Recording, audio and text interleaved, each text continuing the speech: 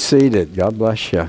Well, we're going to hear from Anna tonight, and we're looking forward to this opportunity to find out what God is doing in her life, what's happening. Was it 5 years, 6 years in Togo, were you? It was 9 years? Time goes by, doesn't it? 9 years she served in Togo, West Africa, and she came back to the States for a few years, and God has led her into a very unique ministry that we are very excited to learn about tonight. This is yours. It's probably a little tall for you, but you can take it off and you can go. Let's give Anna a warm welcome tonight. Come ahead. Amen. God bless you, sis. Thank you.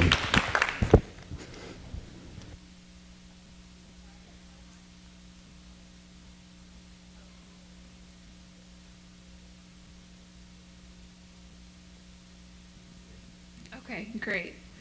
Thank you so much for just the privilege to come and share tonight. It's been great to meet some of you so far, and I remember coming a few years back, and it was good to meet some of you then, and so I just really appreciate your prayers and your interest, and this is just a great crowd for a Friday night, that you would have the heart to come out and want to hear about what God's doing in the world. And so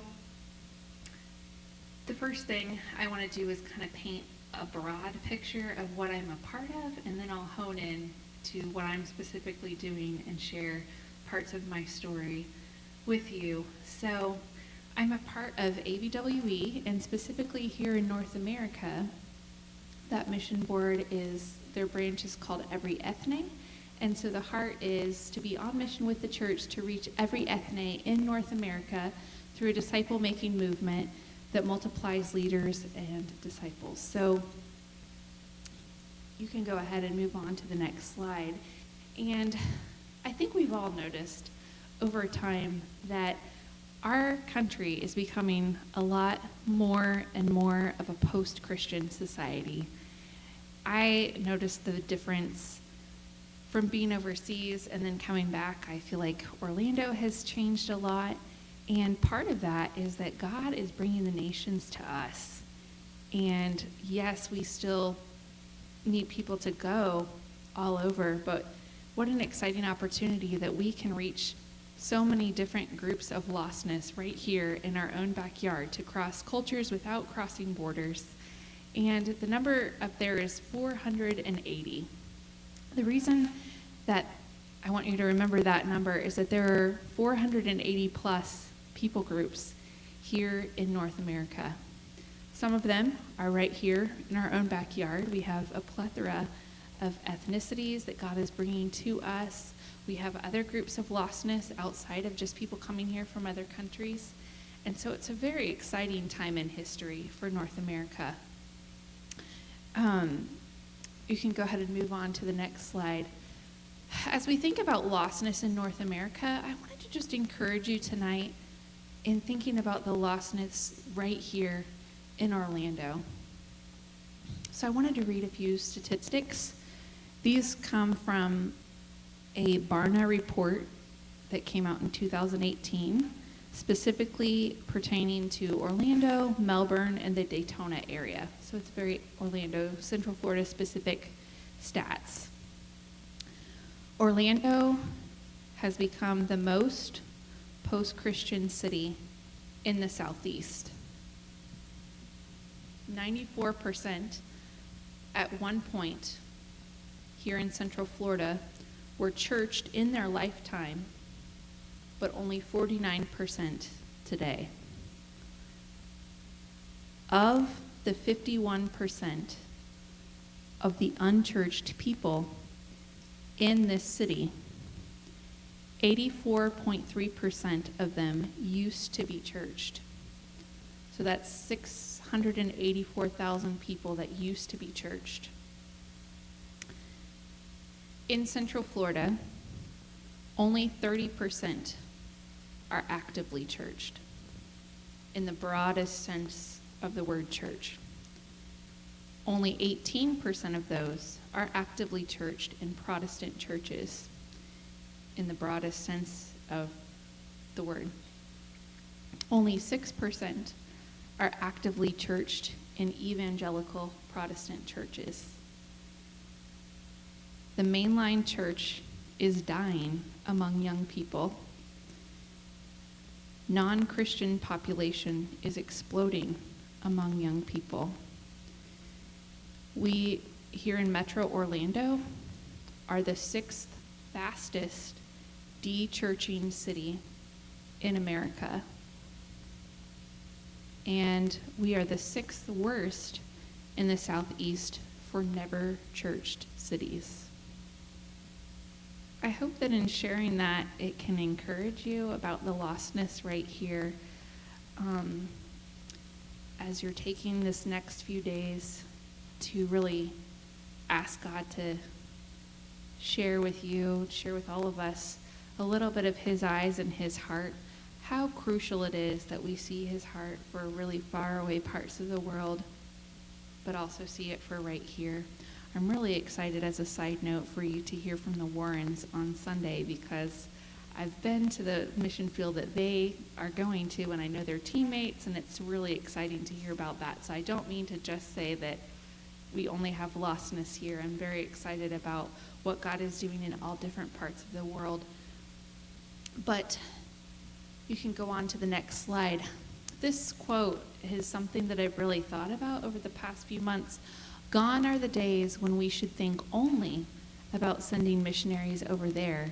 We must now consider how we can both get to the unreached peoples over there while simultaneously working to reach them over here. And that comes from a book called Strangers Next Door. So I hope this is helping to paint a picture for you of the exciting opportunity we have right here in North America. It's very broad when we think about different groups of lostness, that number 480 plus. But 2 people groups that God has really laid on my heart are international students that God is bringing here to Valencia East campus. Anyone here from Valencia? I met Audra and she's from, anybody else go to Valencia? Woohoo, yay Valencia. So I'm very burdened about the international students at Valencia East, and then a lot more that are at UCF. God is bringing those here from all over the world. And also God has really burdened my heart for the gay community. So I'll unpack that for you a little bit more. You can move on to the next slide. So as Pastor Vern was saying, I was in a tiny little country called Togo. You can kind of see it up there, the country in red. And now I've moved back to Orlando. I grew up here in East Orlando. I'm from very close to here on Dean Road, just a little further out on Colonial, going towards Bithlo, out past Avalon before you get. So this is my real home that I grew up in. And so I want to just share the story of how God brought me back to this area. But as I share and unpack that, I want to just say that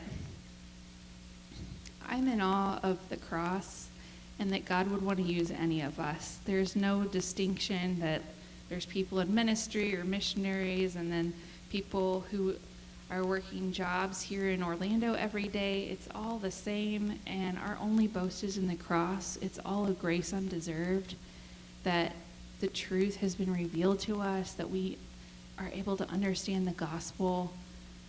And so just 2 quotes that I wanted to share. The first one here just really describes the gospel to me. All things in me call for my rejection. All things in you plead for my acceptance. What a picture it is that Jesus pleads for our acceptance, that the cross took all of our sin, that he rose. That is our only boast. That is what we can sing about all night long. And so I just come to you as someone who has been shown much grace, and we're all broken people that God chooses to use in different ways and wherever he places us in the world. So I think a lot about the first chapter of 1 Corinthians, where it talks about how God chooses the foolish things of this world to confound the wise, the foolishness of the cross to confound the wise.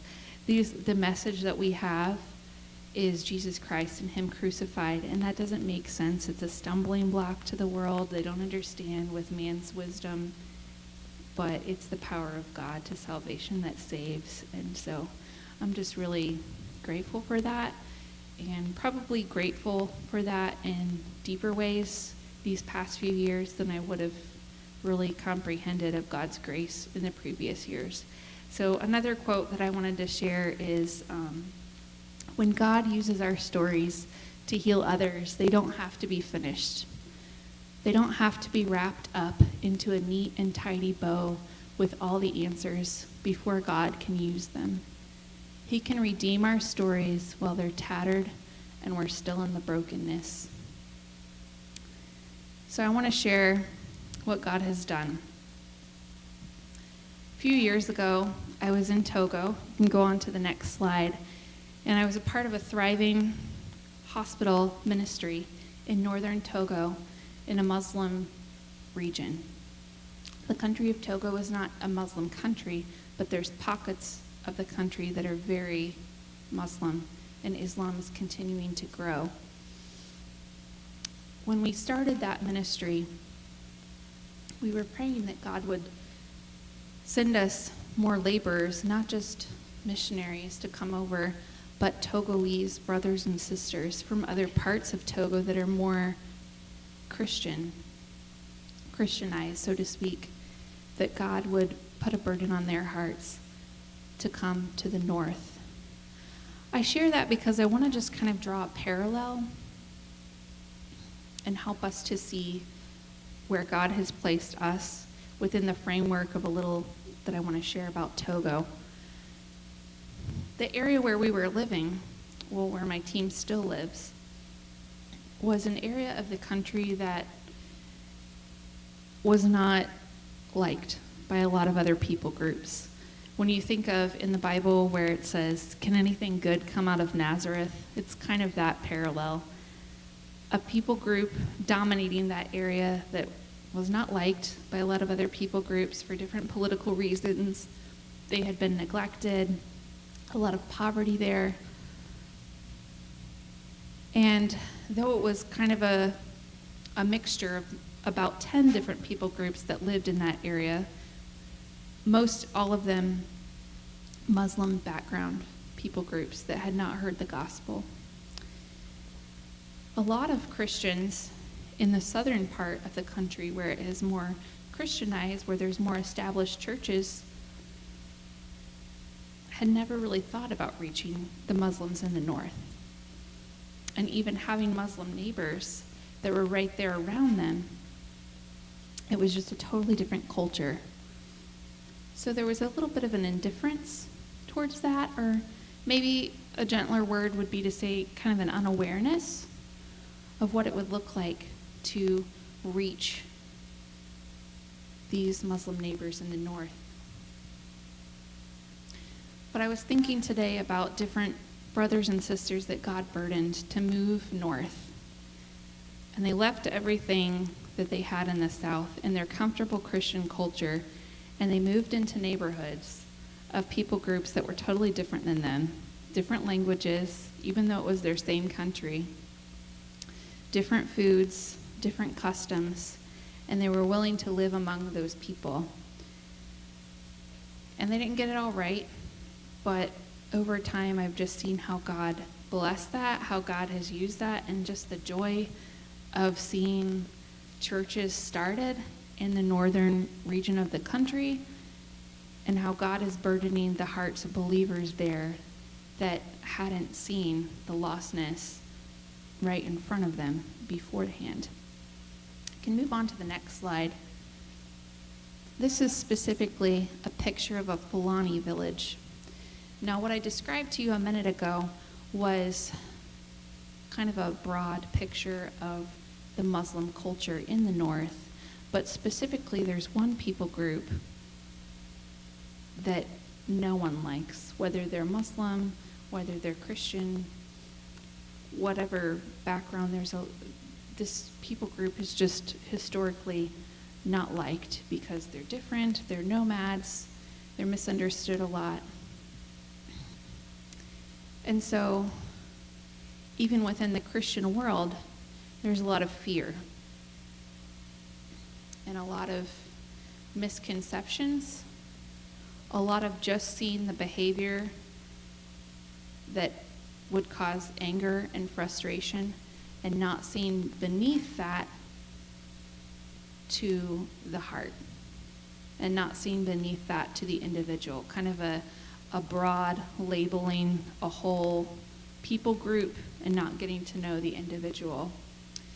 But one of the things that really touched my heart so much over the past few years in Togo was seeing how God was breaking the hearts of believers from other people groups to love and reach out to their Fulani neighbors in ways that I just never thought they would.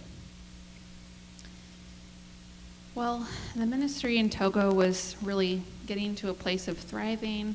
I was a part of getting the chaplaincy program started in the hospital and working with some different Togolese brothers and sisters to kind of figure that out. And as they really grew into those roles and God was growing our missionary team, kind of taking it to a new place of, we first started out with very few believers and now there's different house groups and village Bible studies and church plants that are happening. There's a huge need for men to train men to be leaders. And I just really sensed that maybe God was moving me on, just trusting this could all go on without me, and maybe I've worked myself out of this job for now, and the Lord just really was stirring my heart for North America. You know, we all have Fulani, so to speak, right here in front of us that maybe we're not noticing. And so part of my restlessness, honestly, was really feeling quite burnout. We had seen a lot of death on our team. 2 of my teammates had died unexpectedly, missionary teammates. We saw a lot of hard things every day in the hospital, just a lot of suffering. It really caused me to think through a lot of the deep questions, like why does God allow suffering in the world? To really wrestle through what is my theology of suffering. And I think that's really a gift, God challenging our hearts on that and just to trust him with all of the things that we don't understand. But I was very weary in that.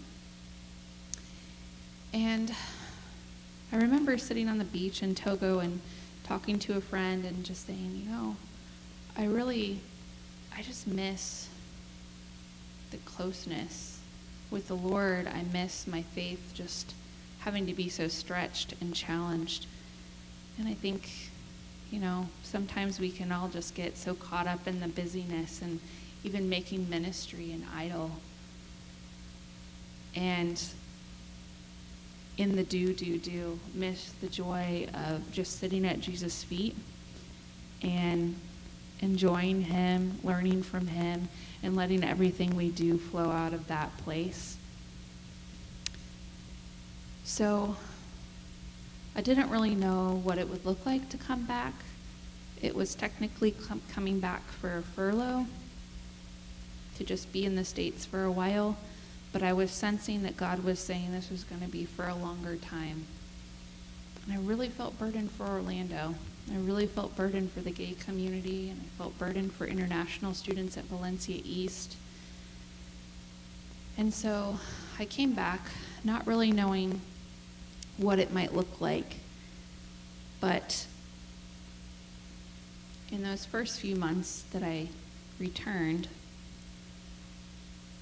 God was so gracious to just start to peel back layers of things in my heart that I needed to deal with that I had never seen before, and honestly just exposing for me a lot of pride, things that I was making my foundation besides him, and showing me how he cares so much for the people that I love, that I left behind, and could care for them so much better than me thinking I had to hold it all together and run these different things. I really, in those first few months, was meditating a lot on 2 Thessalonians chapter 1, where Paul had to leave the Thessalonians, and he's just really burdened for how hard the lives were for the Thessalonians, all the suffering that they were experiencing, but yet he just kept turning them over to the Lord, just trusting them to him. So it was really a kind gift of God in those first few months to begin to challenge my view of him and to start to show me a bigger view of him, how small I am and how big he is. And there's so much rest in that. And I was seeing him in deeper ways that I hadn't seen before as a good father who takes care of his own and who takes care of me, and just receiving from him. So I'm really grateful for that. And then 2 months into coming back to the States, my brother, my only sibling, took his life. My brother identified as gay, and that's the reason why I felt very burdened for the gay community. I don't think I truly processed the internal conflict that was always going on underneath the surface in his heart until after he died, because he masked it very well. He would appear on the outside to be very loud and proud about his gay identity and very against Christians. But in the months that followed, learning and processing more about internal conflict, I realized that a lot of his behaviors flowed out of the wounds and the pain that he felt underneath the surface. A lot of times, a common journey that people experience in taking on a gay identity can start out with feeling very other than, less than, for various reasons. Sometimes from a very young age, maybe 1, 2, 3 years old, a child can feel very different from those within their gender. And as that grows, it progresses into a same-sex attraction, and in that, an internal conflict. And no one ever arrives at that declaring and taking on an identity without there being a lot of pain. And thinking that there's going to be a lot of relief to that internal conflict in taking on that identity. And at first, there can be so much relief because you've been holding on to a secret for so long, and now you have let that go. But if you think about like a ball that you're holding under water in a pool, and then you finally let it go and it shoots up, but that ball comes back down again. And when someone declares that they are taking on a gay identity, there might be that relief for a little while, but that internal conflict is still there. Because even though our society would want us to believe that if we would all just affirm and accept this identity, the pain would go away. That will not make the pain go away because it's an internal conflict.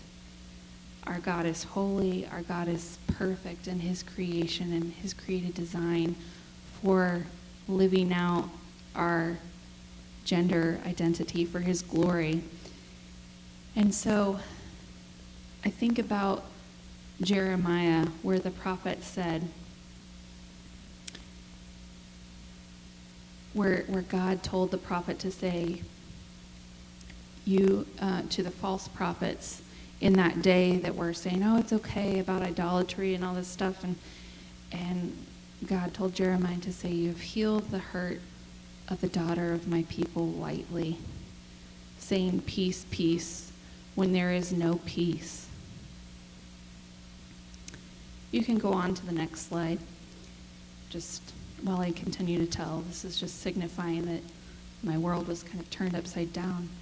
I'll never forget the moment when we were searching my brother's apartment. He lived out in LA, and it took us a few weeks to actually search and confirm that he had taken his life and to find him. Searching his apartment, just seeing the reality of the emptiness and the depression that was masked, the pain underneath. And I just can't help but think there's so many other stories like my brother and people who need the hope of the gospel, because there is no peace outside of the gospel. I think about my parents. For so many years, they felt like there was nobody within their church community that they could talk to. They didn't feel like there was anyone who could understand their pain.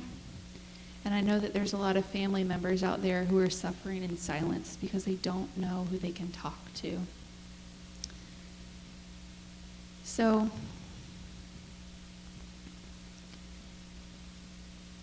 I want to say that there's a lot of things we don't understand, but I see traces of God's grace, and I trust him with what I don't understand in my brother's story. In the weeks leading up to his death, God put it on several of my friends' hearts, some friends that I hadn't talked to in 5 years, to really be praying for my brother. I had gone on a trip with a few friends a few weeks before, and one of my friends was just so moved one day. She was just on her knees, like interceding for him. Not because specifically that he was gay, but because she saw the lostness underneath and the desperate need for Jesus. And even the day of his death, a friend called me and she said, I just feel really strongly we need to pray for him right now. So I trust the Lord did something with those prayers. There's a lot I don't know, but I know that God was working in those moments. And I really like a quote that says, God is always doing 10,000 things, and we may only be aware of 3 of them. So I trust God with all that I don't see, and I know that our God wastes nothing of our pain, and that he wants to redeem this story. So, some months after his death, I was just taking a year off to not do any ministry. I worked as a receptionist in an office. I did some Uber Eats for a while. I did some caregiving for some elderly women, just different odd jobs. And one day in the Uber Eats season, I was driving around and I heard a testimony of someone on ABWE has a podcast, and it was a brother who had come to know Jesus out of a gay lifestyle and had become a pastor after that, an assistant pastor at a church, and then had a ministry discipling others, and then God had led him to then join ABWE, and he's a part of this thing that was just about to launch, a ministry of doing seminars in churches to help believers to better understand, yes, you can go into that one, to better understand how to reach out to lost gay individuals. I was so moved by hearing the testimony. It was a part of my processing all of this internal conflict. I contacted him right away. It's the guy that I'm standing next to there on the far left with the gray shirt. Contacted him, and then I got connected with the whole team, and they were just about to begin, but they asked if I would like to join them because they want not only stories of brothers and sisters who've come out of the lifestyle, but also family members who understand and have a connection to the pain. Honestly, when I first heard about it, I didn't really give an answer. I kind of just said, I don't think I said no, but it was kind of a no. It was just still too raw. But over the months that followed, as I was one day sitting out with a sweet elderly lady that I was caregiving for, it was a real chill job, sitting out on the porch, listening to the birds, listening to hymns. And I was thinking about different ministries to the gay community and really praying about that. And I got an email from the team contacting me again and asking if I would want to be a part of the team. So I said yes. And honestly, it was really, really hard when I first started out. I went to a meeting we had in January, just kind of finalizing the seminar workbook and finalizing, getting everything all polished and ready in the different chunks of our presentation of the seminar. But I just knew, like, this is what God has been preparing me for. And so we started presenting in April.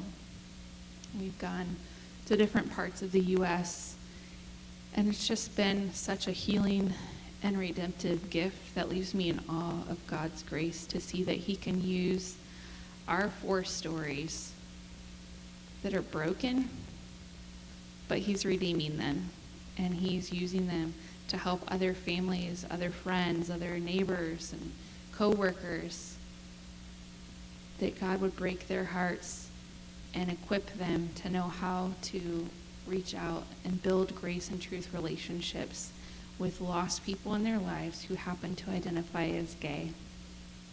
So that's one part of my ministry, getting to travel around, and that's why I'm going to South America on Sunday. We've been asked to share at a conference of missionaries that are in different parts of South America.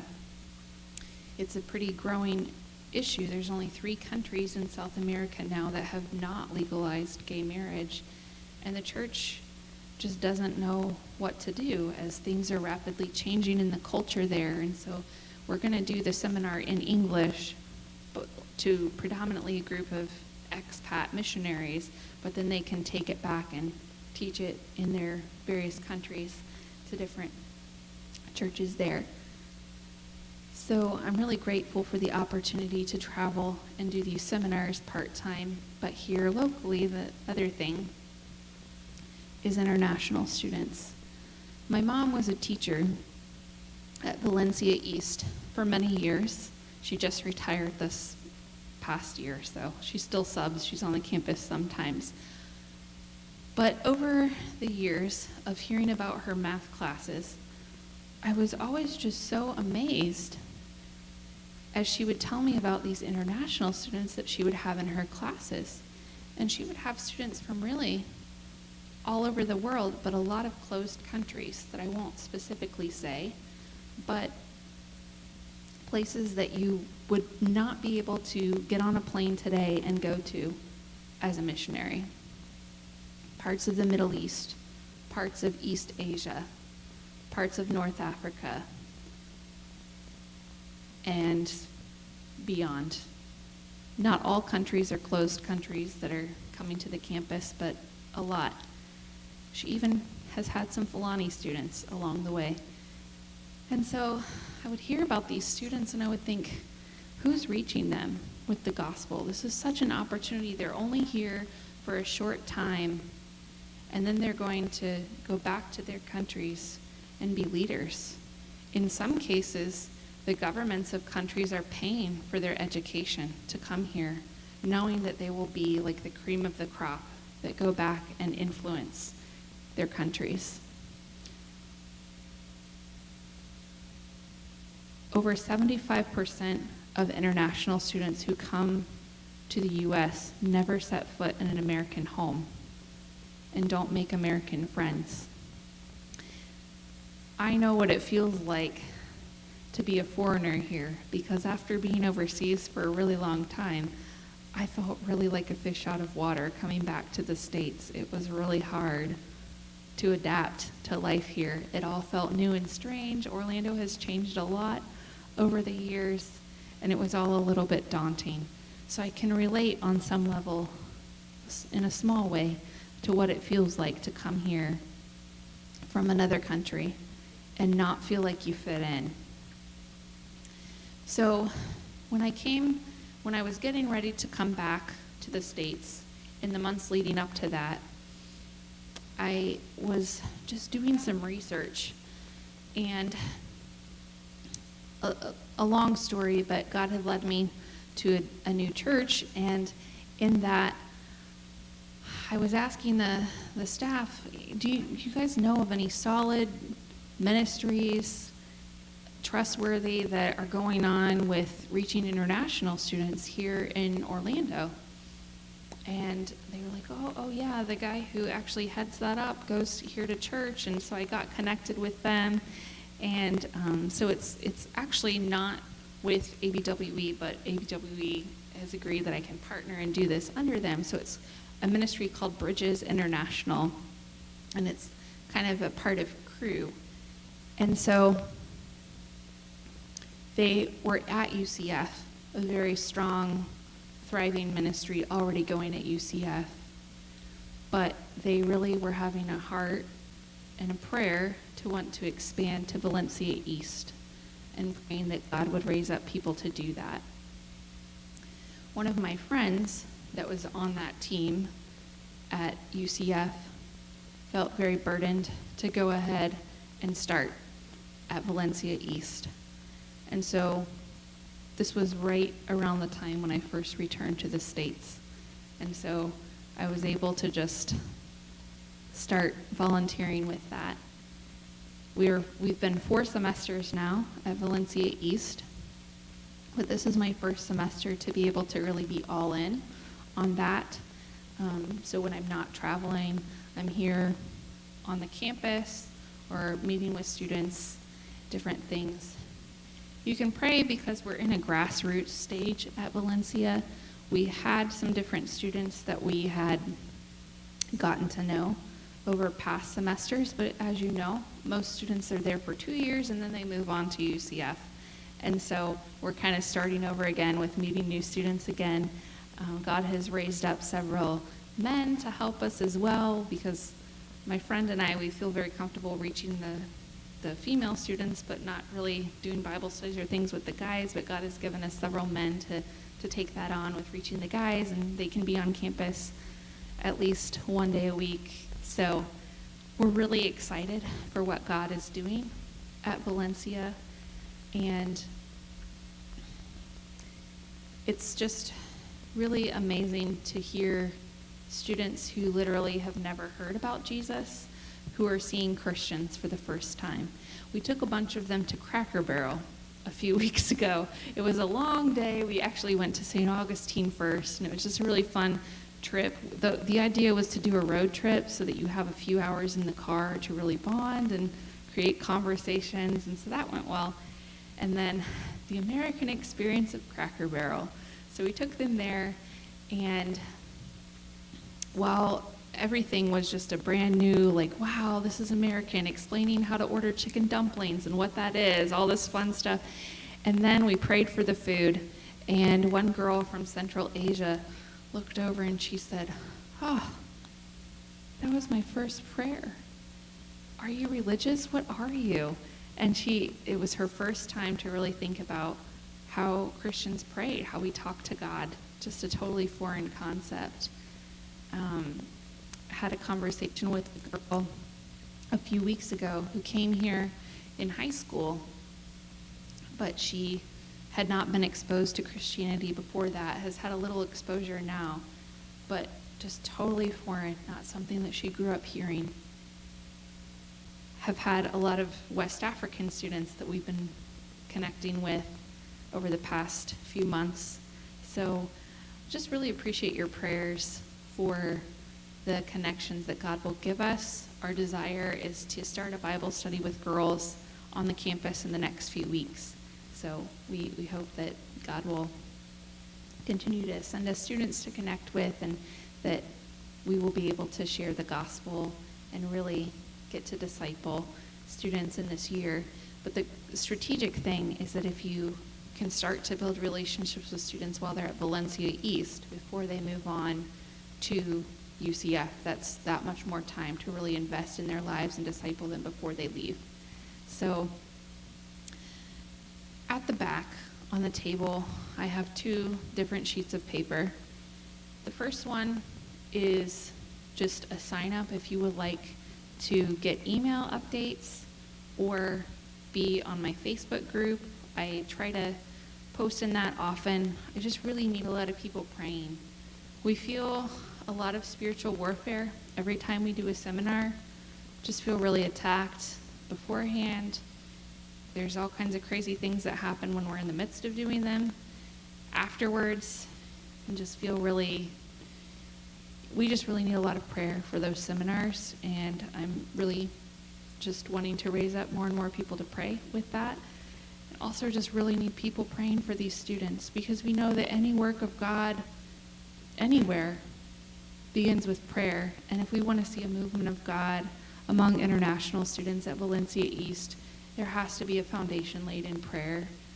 And so just really covet your prayers for both of those things. So you can sign up for both email and Facebook if you like, or you can just sign up for one or the other. If you sign up for Facebook, put your name as it is on Facebook so that I can find you. If you have a really generic name, maybe explain a little bit like where it says you're from on Facebook or something, but I'll try to find you and plug you right into that. And then the other sheet of paper that I have a stack of is a list of ways to pray. It's called 31 Days of Prayer for Seminars and Students.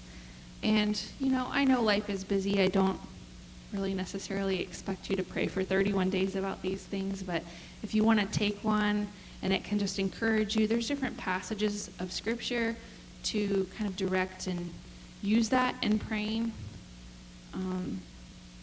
So if that would bless you, I would love for you to take one and just be a part of praying with me. Maybe there's one thing on that list, 1 or 2 or 5, that you just really want to zero in on and pray for.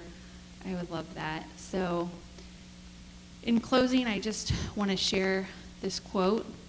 It's a prayer that, it comes from a song, but it's a prayer that I've really keep praying over these past few years. It's all about you, Jesus, and all this is for you, for your glory and your fame.